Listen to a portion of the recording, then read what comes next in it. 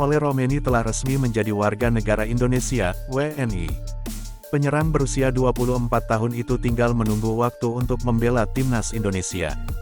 Romeni bersama dua pemain keturunan lainnya, Dion Marks dan Tim Geipens diambil sumpah kewarganegaraan RI di KBRI di London, Inggris, pada Sabtu, tanggal 8 Februari tahun 2025. Tentu saya ingin mengucapkan terima kasih kepada Presiden Indonesia, Prabowo Subianto, karena mengusahakan proses ini bisa terjadi, ujar Romeni.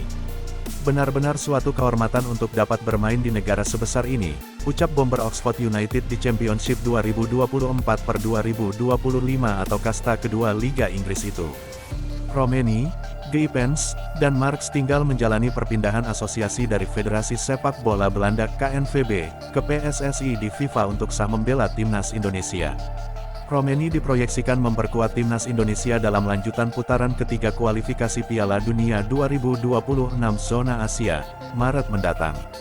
Timnas Indonesia akan menantang tuan rumah timnas Australia di Sydney Football Stadium, Sydney, tanggal 20 Maret tahun 2025, dan menjamu timnas Bahrain 5 hari berselang di Stadion Utama Gelora Bung Karno. Saya sudah tidak sabar untuk ikut bertanding demi seluruh fans dan rakyat Indonesia dan bisa berkontribusi untuk timnas Indonesia, jelas Romeni. Sementara itu di level klub, Romeni baru bergabung dengan Oxford United dari FC Utrecht pada bursa transfer paruh musim ini. Namun, ia baru mengemas 25 menit dari 3 penampilan.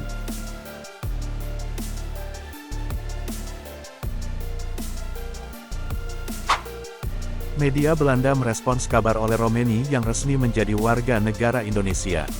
Ole Romeni resmi menjadi WNI usai mengucapkan sumpah kewarganegaraan di London, Inggris.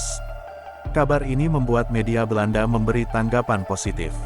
Football Premier memberitakan bahwa Ole Romeni dengan judul, "Naturalisasi Semakin Lengkap, Kluivert menerima bala bantuan, Belanda, yang diinginkan."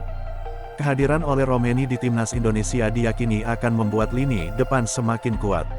Ole Romeni disebut sebagai pemain bagus dan luar biasa. Dengan pengalamannya di Eredivisie dan serba bisa, Romeni bisa menjadi pemain yang sangat berharga bagi tim Indonesia, tulis Football Premier.